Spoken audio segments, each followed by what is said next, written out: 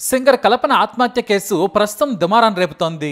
2 రోజుల వరకు తమతో బాగానే మాట్లాడిందంటున్నారు కేబీహెచ్పీ అపార్ట్మెంట్ వాసులు. కానీ ఒక్కసారిగా ఈ విషయం తెలిసి షాక్ అయ్యారు. అపస్మారక స్థితిలో ఉన్న సింగర్ కల్పనను పోలీసులు స్థానికంగా ఉన్న హోలిస్టిక్ ఆసుపత్రిలో చేర్పించారు. ఆమెకు వైద్యులు మెరుగైన వైద్యం చేస్తున్నారు.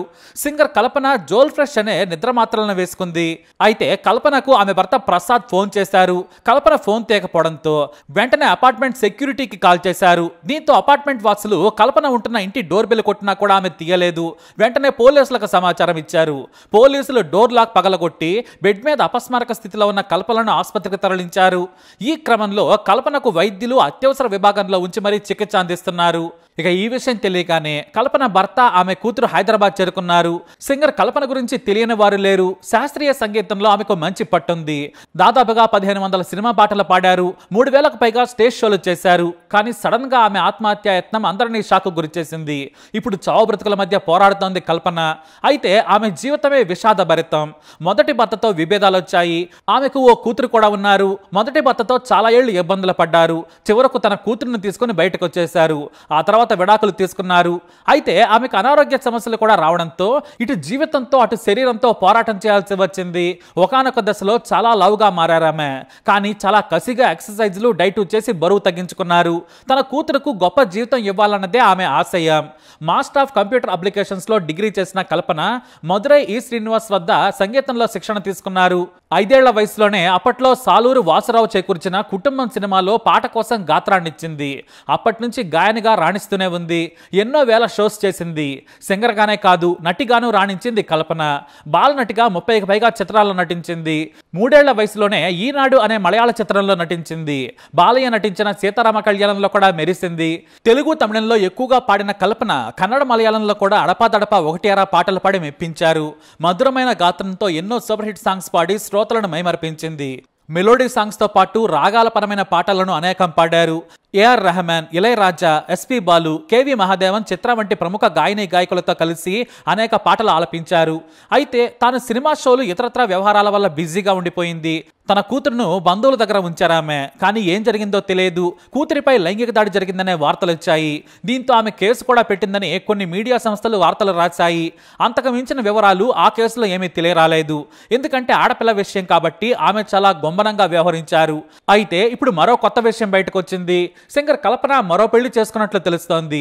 నిజాంపేటలోని ప్రివిలేజ్ గేటెడ్ కమ్యూనిటీలో భర్తతో కలిసి ఉంటుందని తెలిసింది. అంటే ఆమె మరో పెళ్లి చేసుకున్నట్లు అర్థమవుతోంది. కానీ ఎవరికి ఆమె వ్యక్తిగత విషయం గురించి పెద్దగా తెలియదు.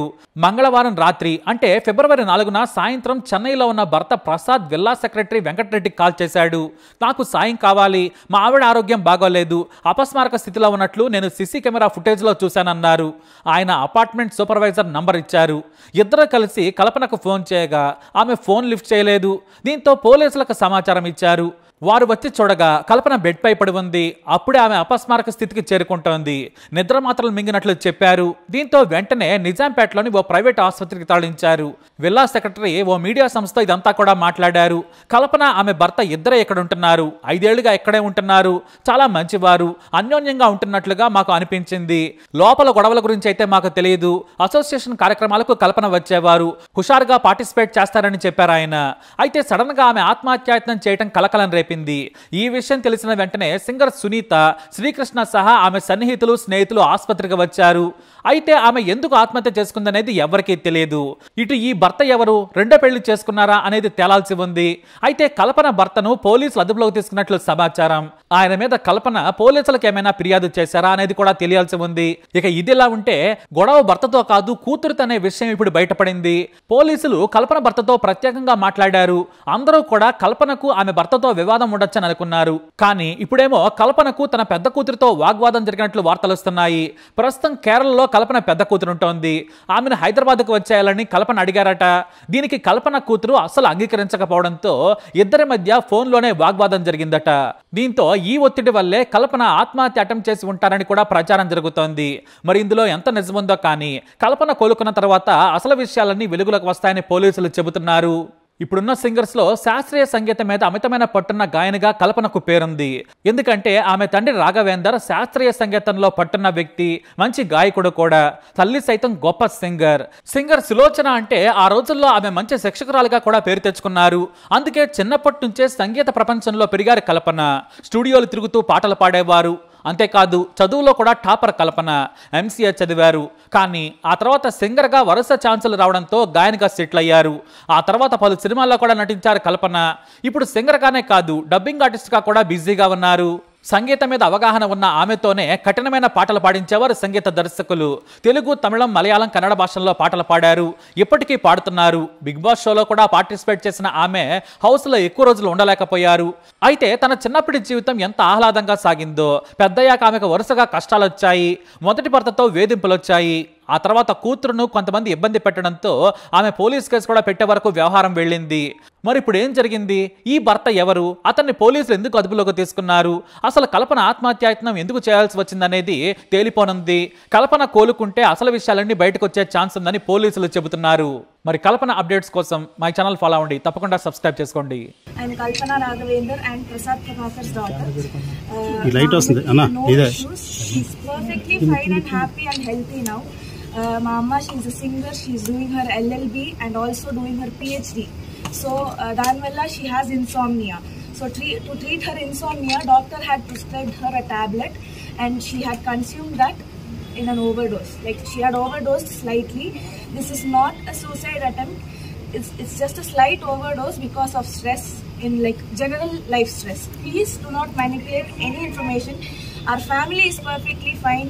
My mom and dad are very much happy. I am happy. Everybody is perfectly fine in my family. Please manipulate Seyudu. Everything is perfect. And my mom, she'll be back in a few days. So thank you, that's all I have to say. This is not a suicide attempt. This is just a slight overdose from an insomnia tablet prescribed by the doctor. That's it. My mom is perfectly fine.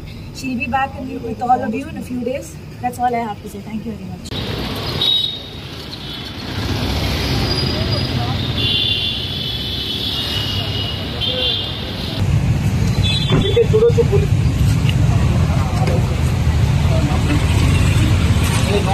लोगो डाउन इटाना लोगो डाउन इटाना गति पड़ता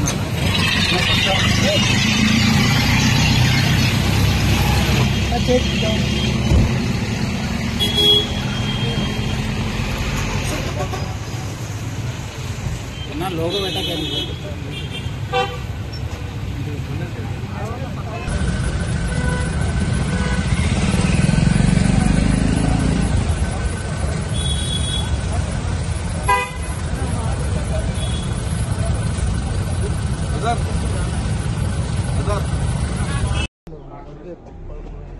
इधर डोरा